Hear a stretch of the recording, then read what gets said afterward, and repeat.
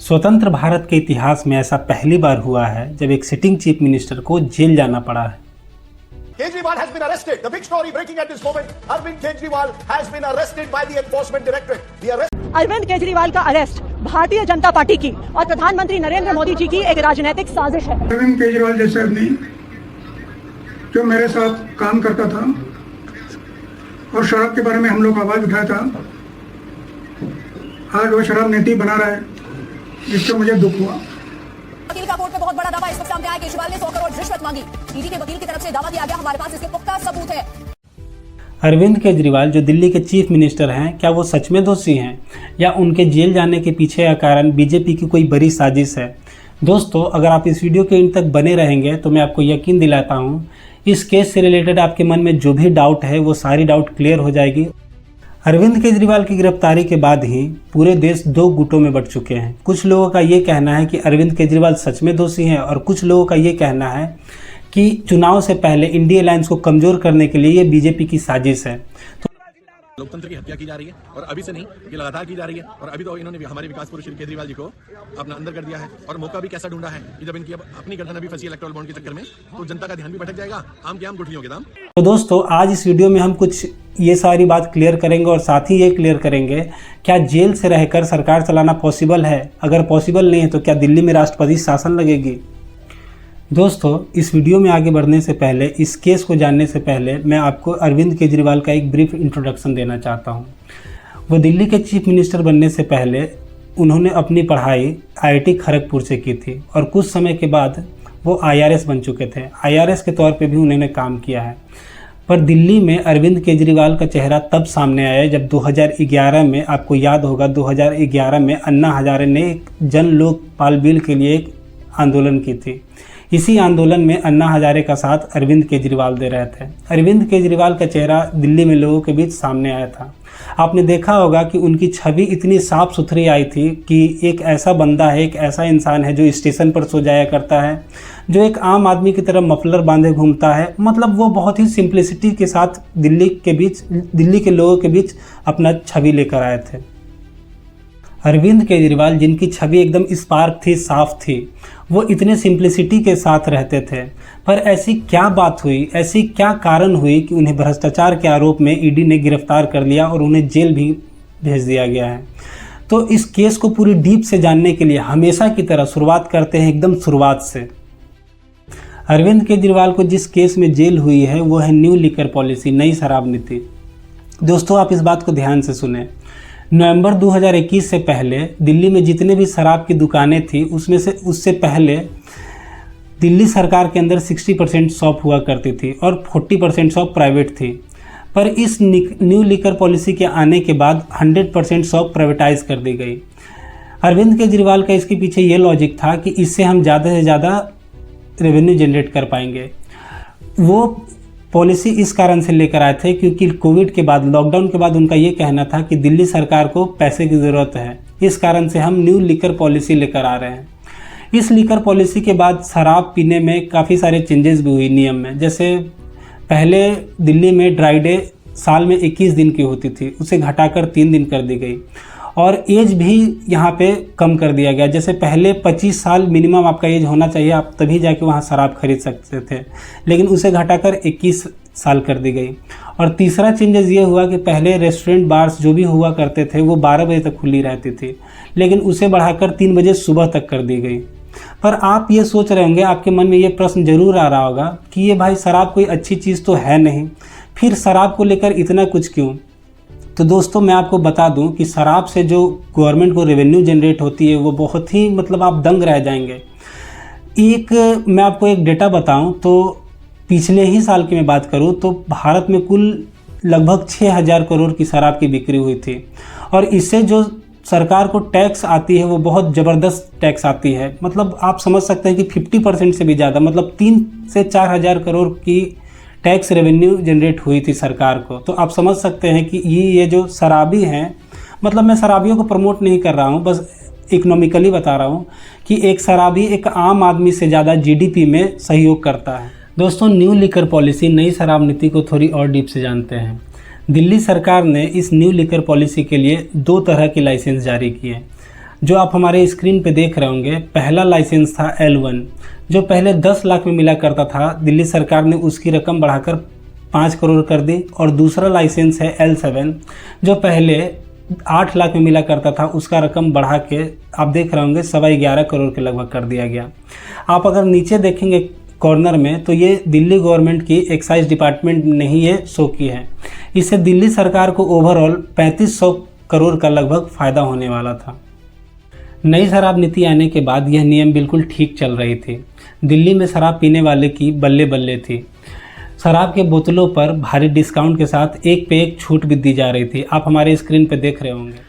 दोस्तों, इस नियम के 2-3 महीने बाद ही दिल्ली के चीफ सेक्रेटरी ने इस नीति पर आशंका जताई और दिल्ली के चीफ सेक्रेटरी सीधे जाकर दिल्ली के लेफ्टिनेंट गवर्नर से इसकी शिकायत करते हैं।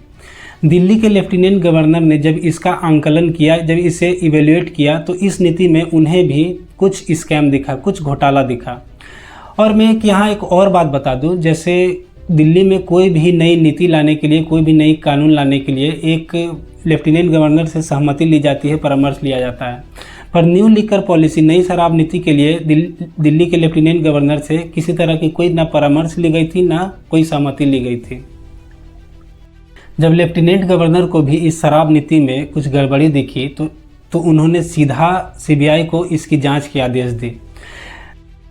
सीबीआई ने जैसे ही इस केस को दर्ज किया, दिल्ली सरकार ने न्यू लिकर पॉलिसी, नई शराब नीति को विड्रॉ कर लिया, मतलब उसे वापस ले लिया। कहा कि अब हम इस शराब नीति पे काम नहीं करेंगे। दोस्तों, इसके तुरंत बाद ही सीबीआई का शक यकीन में बदल गया। वो अपना इन्वेस्टिगेशन और जोर शोर से स्टार्ट कर दिए। तो अभी तक आपने देखा कि ये न्यू लिकर पॉलिसी जो थी, ये जो नई शराब नीति थी, उसमें कुछ ना कुछ तो घोटाला था। पर अब मैं आपको जो बताने वाला हूँ वो एक मेन कारण है कि आज दिल्ली के चीफ मिनिस्टर जेल में क्यों हैं। किसी भी स्टेट के चीफ मिनिस्टर को अरेस्ट करना, उसे जेल भेजना बहुत आसान बात तो है नहीं। आखिर वो क्या बात रही होगी कि एक दिल्ली का चीफ मिनिस्टर, कैपिटल का चीफ मिनिस्टर जेल तक चला गया। तो अब इस कहानी को पूरी तरह से समझें। जैसे आप एक एग्जाम्पल से इसको समझें कि आप किसी बिजनेस में आप कोई कैपिटल इन्वेस्ट करते हो, आप कोई भारी पूंजी लगाते हो और वो आपको बीच में ही वो छोड़ना पड़ता है, तो आपको कैसा लगेगा। दोस्तों, यहाँ से एंट्री होती है शराब माफियाओं की, जो दिल्ली सरकार को बड़ी रिश्वत देकर लाइसेंस खरीदी थी। लेकिन जैसे ही शराब नीति को वापस ली गई, इसे विड्रॉ किया गया, तो उन सभी शराब माफियाओं की, उन सभी ठेकेदारों की लाइसेंस रद्द कर दी गई। रद्द करते ही उनकी पूंजी डूब गई। दोस्तों, यहीं से होता है सीबीआई और ईडी का एंट्री। वो सारे ठेकेदार जो दिल्ली सरकार को बड़े रिश्वत दिए थे, वो सारे ठेकेदार सीबीआई और ईडी का सरकारी गवाह बन गए। वो सारी बातें एक्सेप्ट कर ली कि मैंने दिल्ली सरकार को 100 करोड़ और किसी ने छोटे छोटे रिश्वत दिए थे। जो शराब के लाइसेंस को लेने के लिए बड़े बड़े रिश्वत दिए थे, उन सारे लोगों ने सीबीआई और ईडी का सरकारी गवाह तो बन ही गया, साथ ही सारी बातें उनके सामने रख दी। और यहाँ तक ये भी बता दिया कि मैं फलना दिन उस इंसान से मिला था और यहाँ मिला था, आप सीसीटीवी में देख लो। और साथ ही उन्होंने अपना चैट तक भी सीबीआई और ईडी के सामने रख दिया था। ठेकेदार तो सरकारी गवाह बन ही चुके थे, पर आम आदमी पार्टी के कम्युनिकेशन इंचार्ज जो इस केस में की रोल अदा करते हैं, उनका नाम है विजय नायर। आप हमारे स्क्रीन पे देख रहे होंगे। विजय नायर ने भी इस बात को एक्सेप्ट किया है कि हमारी सरकार ने, यानी आम आदमी पार्टी ने, केजरीवाल सरकार ने 100 करोड़ की रिश्वत ली थी। जब ईडी और सीबीआई ने विजय नायर से पूछताछ की तो इसमें 15 लोगों का नाम मिला, इंक्लूडिंग इसमें मनीष सिसोदिया जी भी थे। और दूसरा सबसे बड़ा नाम के कविता का था, जो तेलंगाना के एक्स सीएम चंद्रशेखर राव की बेटी हैं। ईडी ने जब ठेकेदार विजय नायर और के कविता से बातचीत की, पूछताछ की, तो उन सभी लोगों ने ये एक्सेप्ट कर लिया कि ये 100 करोड़ अरविंद केजरीवाल ने ही ली थी। अरविंद केजरीवाल के बचाव के लिए आतिशी सिंह जी ये कहती है कि आखिर अरविंद केजरीवाल ने जब 100 करोड़ रुपए लिए हैं तो वो सारे पैसे ईडी को मिले क्यों नहीं। इस 2 साल में बार बार, चाहे लोअर कोर्ट हो, चाहे हाई कोर्ट हो, चाहे सुप्रीम कोर्ट हो, एक सवाल बार बार उठा है कि आम आदमी पार्टी के किसी भी नेता, किसी भी मंत्री, किसी भी कार्यकर्ता के पास से 1 रुपए की भी प्रोसीड्स ऑफ क्राइम की रिकवरी नहीं हुई। आज तक आम आदमी पार्टी के किसी भी नेता के पास प्रोसीड्स ऑफ क्राइम का, इस मनी ट्रेल का 1 रुपया भी नहीं मिला। और यह सवाल बार बार सुप्रीम कोर्ट ने भी कोर्ट में पूछा और अपने आदेश में भी लिखा कि मनी ट्रेल कहां है, पैसा कहां गया। इस पर शराब के ठेकेदार और के कविता और साथी विजय नायर ये कहते हैं कि ये सारे पैसे अरविंद केजरीवाल ने पंजाब और गोवा के चुनाव में खर्च किए थे और ये सारा पैसा अरविंद केजरीवाल अपने घर पर लिया था। तो दोस्तों, अरविंद केजरीवाल की जेल जाने तक की कहानी यहीं तक थी, लिकर पॉलिसी की कहानी यहीं तक थी, पर इस मुद्दे पर अपनी मैं राय देना चाहता हूं। आप जो स्क्रीन पे देख रहे होंगे, ये सारे लोगों पे ईडी का शिकंजा कसा हुआ था, पर ये सारे लोग जैसे ही बीजेपी ज्वाइन करते हैं, ईडी इसकी इन्वेस्टिगेशन रोक देता है। मेरा बस यही कहना है कि अगर ईडी काम करती है, सीबीआई काम करती है या कोई भी डिपार्टमेंट काम करती है तो विपक्ष और पक्ष देखकर ना काम करे, वो निष्पक्ष काम करे, पहली बात। दूसरी बात, मोदी जी से मेरा यही विनती है कि मोदी जी, ये सारे काम इलेक्शन के बाद भी हो सकती थी। आप विपक्ष के खाते फ्रीज कर दे रहे हैं, आप विपक्ष को जेल भेज दे रहे हैं, ये सारी बातें इलेक्शन के बाद भी हो सकती थी। अटल बिहारी वाजपेयी ने ये कहा था कि विपक्ष जितना मजबूत होगा, हमारी सरकार भी उतनी ही मजबूत होगी। आप देखें कि अरविंद केजरीवाल सरकार काम तो कर रही है, आप स्कूल देखें, दिल्ली का स्कूल अन्य राज्य की अपेक्षा उनका स्कूल कितना अच्छा है। तो ये सारी बातों में मैं ना अरविंद केजरीवाल की तरफ से हूँ ना मोदी जी की तरफ से हूँ। मैं बस ईडी और सीबीआई को ये कहना चाहता हूँ कि आप अपना काम ईमानदारी से करें, निष्ठापूर्वक करें। आपके मन में एक प्रश्न जरूर आ रही होगी, क्या कि अरविंद केजरीवाल जेल से ही सरकार चला पाएंगे? तो इस पर मैं बस यही कहना चाहूँगा कि इसका जवाब समय देगी। अभी आपने हाल फिलहाल देखा होगा कि झारखंड में के सीएम हेमंत सोरेन अरेस्ट हो गए थे, पर उन्होंने जेल जाने से पहले रिज़ाइन दे दिया था। बिहार के चीफ मिनिस्टर लालू यादव ने भी जेल जाने से पहले रिज़ाइन दे दिया था।